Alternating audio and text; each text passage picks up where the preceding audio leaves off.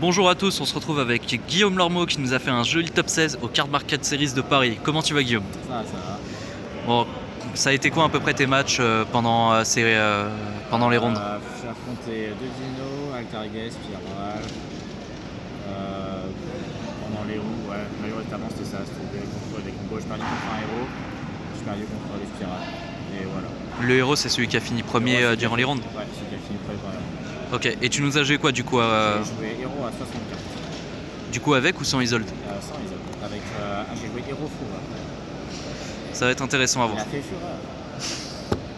On pouvait éviter cette blague. Allez, c'est parti pour le deck. Voilà. Je vais commencer par les monstres du coup. Vas-y. Du coup, je vais 3 Liquid Man. Alors lui c'est le meilleur monstre du deck. En gros, je connais comme ça du coup. Ouais, vas-y. Je fais 3 Liquid Man, en gros ça permet de piocher. Alors si piocher c'est important. Après ça permet de piocher les cartes qui sont par exemple genre Super Poly, Match Change. Ça permet de reborn Shadow Mist, du coup d'avoir plus souvent d'arc sur le terrain. Ça permet en gros second de faire des 0 absolus si j'ai polymérisation. C'est la carte plus polyvalente de mon deck en fait. Du coup, et même en top deck elle est bien, en main de départ elle est bien, j'aurais tout le temps bien, si je pouvais la jouer x5, je la jouerais x5. Ensuite 3 Stratos, c'est le meilleur monstre du deck. Il permet de tuto des héros, voilà. Tu dis merci à Konami qui sont revenus à 3? Ouais, merci à Konami qui sont revenus à 3. Je cherche l'outil aussi. Ensuite, gros package vision et héros. Je joue 2 fois, 3 fois. C'est assez classique du coup. Le grand charisme comme tu l'appelles. Le grand charisme, Booba, la famille. En gros, ça apporte un extra play, la stabilité du deck, tuto Poly. Poly c'est la meilleure carte du deck aussi. C'est très important de le dire. 3 Mali. Et Mali, il fait tourner le deck. Il permet de spam le board, il permet de faire du plasma facilement. Voilà, pas trop besoin d'expliquer.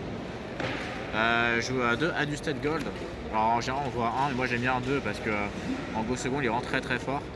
Et quand je prends Nibiru en fait ça permet genre de discard, de faire le 3000, péter Nibiru et d'avoir un Mesh Change posé. Du coup ça apporte un peu de polyvalence si je prends Nibiru et en go second il est très fort, il fait Raigeki, voilà. Très bon monstre. Sans prendre la normal summon évidemment. 2 Mist. En fait on peut en jouer 3 aussi. Genre 2 ou 3 c'est très fort. 3 c'est très fort aussi. Mais genre là j'avais pas la place, du coup j'en ai mis 2. Genre c'est important de jouer ce ratio là. Un Solid Soldier. Alors on peut en jouer plus mais genre 1 c'est bien parce que parfois ça brique un peu. Et genre là en fait dans mon deck il y a pas mal de monstres qui cartes sont pas héros, genre des fouras bizarres. Et du coup parfois il peut être un peu useless mais genre en général il est fort. Genre très souvent en fait il va ramener Shadow Mist. En fait ça va nous donner l'accès à Match Change parce que genre quand on va au cimetière on va ramener Shadow Mist et il va tuer un Match Change. Ensuite je joue le beau gosse ultime, Plasma. Le Céleste, voilà. Je joue pas le Din Attack parce que je trouve qu'il break trop, genre c'est insupportable. Honesty Neo, c'est très fort, c'est le cas. Et alors lui je vais l'associer directement avec d'autres cartes. Le Patch for Fureur. Cette carte en fait elle me permet d'ajouter polymérisation et un monstre fourreur, lutin tranchant pardon. Du coup ça me permet d'avoir directement une poly et un monstre dark. Du coup ça fait en fait très souvent ça va être H, ça ce qui est très bien. Et du coup ça ajoute une poly, on a évidemment 2 targets parce qu'en fait on joue 2 polymérisations différentes on va dire. Poly et ça. En gros ça me permet d'acheter soit ça qui est très fort à discard parce que du coup ça me permet de recycler les fusions et piocher les cartes. Et ça c'est très fort. Et du coup voilà c'est du free CA, ça c'est un monstre dark. Ça quand on veut de la main cimetière, du terrain d'ailleurs, mais bon genre ça sera de la main, je vais ajouter ça. Du coup même si on l'a en main, c'est pas une brique. Ça c'est bien. Parce que très souvent en fait on a beaucoup de quoi à défausser de cartes dans le deck. Genre très souvent avec liquide en fait. Voilà, du coup on va faire la transition vers les magies. Donc la meilleure carte du deck c'est polymérisation. Alors pourquoi tu la joues pas x3 si c'est la meilleure? En fait c'est une des meilleures. En fait je la joue x3 mais parce que comme elle c'est traité comme une polymérisation, on n'a pas le droit de jouer 3 et 1. Malheureusement. Du coup c'est une très bonne carte, en fait c'est un extra play et ça permet d'envoyer genre quasiment tout. Et comme beaucoup d'héros en fait ont des faux cimetières, en fait ça permet genre de débrick des mains et de faire le nouveau monstre fusion qui est dans un dernier paquet qui est très fort. Sunrise, héros élémentaire. Ça permet en fait, d'avoir une autre fusion et de péter des cartes. Du coup, c'est vraiment une très très bonne carte.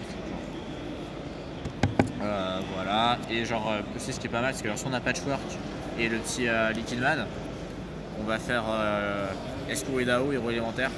Et du coup, ça permettra de recycler Liquid Man. Du coup, c'est pas mal. C'est 2 cartes combo qui fonctionnent bien si on brique en haut. Mais ce deck il brique pas.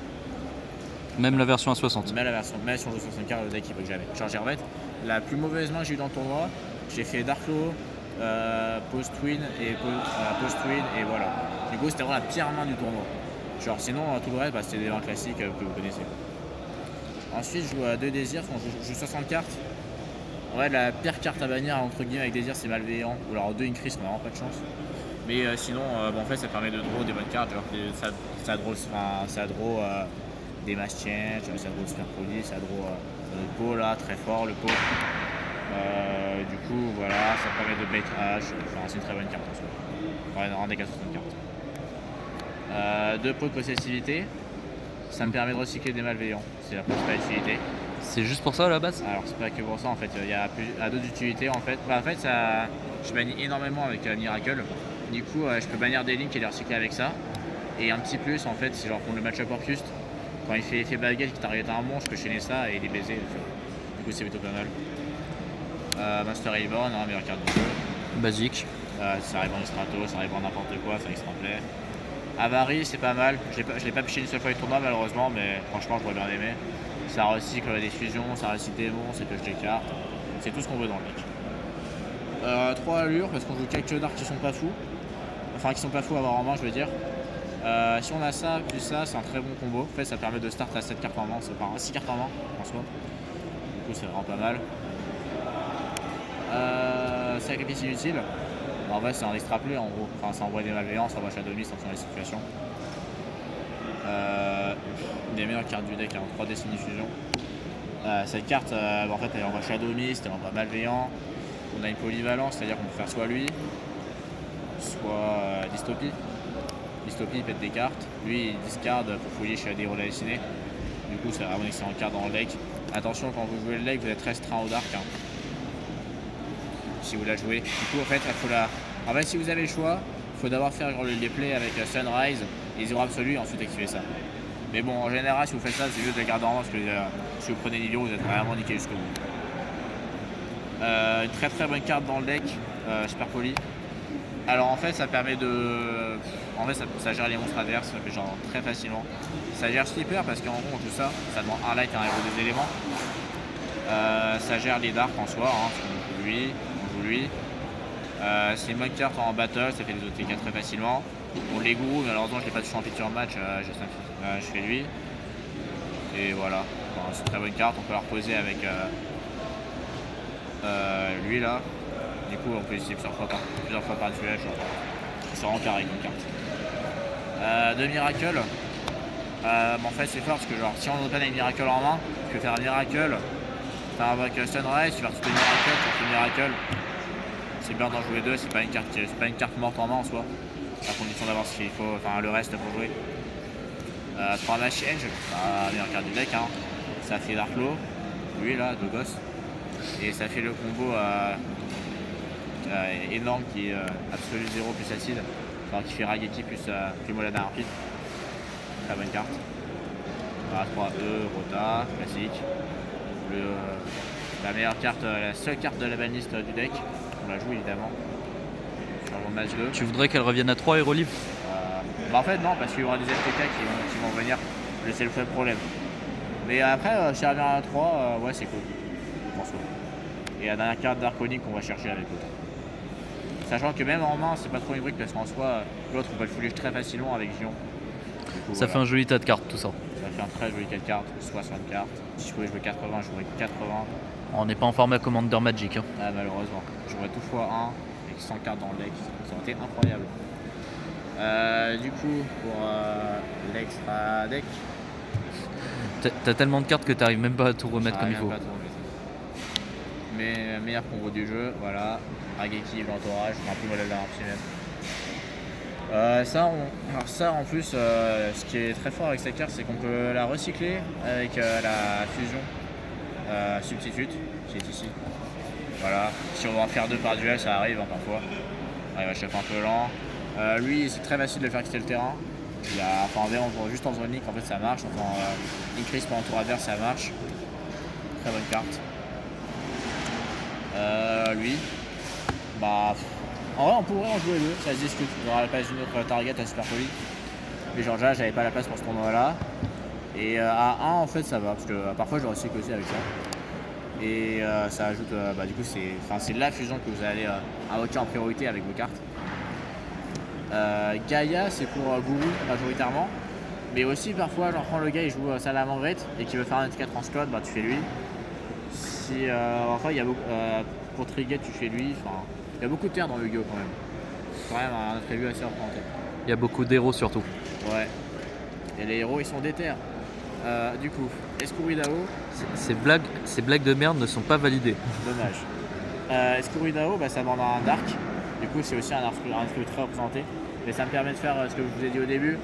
Au cas où, si vous avez Patchwork là, et l'autre, du coup, ça permet de récupérer la main. Lui, c'est une target à l'autre là, Destiny Fusion. Dystopia, c'est une target à Destiny Fusion. Ça gère des cartes, ça bloque des cartes. Ça, c'est pour fusionner des slippers et un héros majoritairement. Ça, c'est la carte que vous allez invoquer avec Dark Calling. Ça s'y permet de gagner des parties contre Jean-Loup. Gros big up à Jean-Loup hein, d'ailleurs. Bien sûr. Extra, ça faut en jouer 2 évidemment. Vous faites à tous les 3 zéros vous en faites un. Et le deuxième, il arrive. Ça permet de booster Dystopia. Et ça permet de faire des combos avec voilà, donc ça c'est extra deck. On va passer au side du coup. Side deck il est pas très optimisé. En fait il y a une carte, je pensais qu'elle était vraiment très très bonne. Finalement je l'ai pas tant utilisé avec ça, mais la fois où j'ai utilisé j'étais plus content. C'est pas drôle quand même. Non, drôle c'est une très bonne carte. Puis, en fait vous avez plus ça bizarrement. C'est meilleur quand vous êtes premier que quand vous êtes deuxième. Parce que quand vous êtes premier vous piochez énormément. Du coup vous avez énormément de chances de piocher drôle. Et quand vous êtes deuxième, du coup quand vous avez pioché des cartes, vous avez pioché drôle et ça va être un peu plus useless. Voilà, c'est une petite anecdote. Ça, contre tous les decks de mort, genre Altergeist. Ça, contre les autres, la deuxième catégorie de decks de mort. Ça, contre les 2 types carrément. Ça, c'est une bonne carte en fait. Genre, en fait, c'est une carte honnête, mais genre, c'est très, très clairement remplaçable. Genre, ça permet de virer Nibiru. Et en fait, si vous avez Dark Flow, en fait, le gars il va pêcher une carte et vous pouvez direct trigger Dark Flow.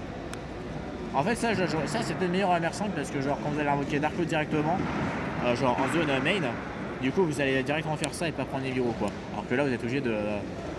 Si vous voulez faire ce combo là, vous êtes obligé de faire la fin du combo et du coup, vous pouvez prendre Nibiru si chaud. Voilà. Pour le deck profile. Bon, je te remercie Guillaume. Est-ce que tu as des remerciements à effectuer ou autre? La team Next Level Play qui m'a fourni quelques cartes. Que quelques cartes? Ouais, la moitié du deck à peine. Big up à William qui m'a aidé à la construction du deck. À mes autres amis héros. Voilà. Et à Jérémy Selem parce que je l'aime bien. Et voilà. Bon, allez. C'est tout. On te retrouve plus tard pour un prochain top. Merci. Allez, à plus. À plus.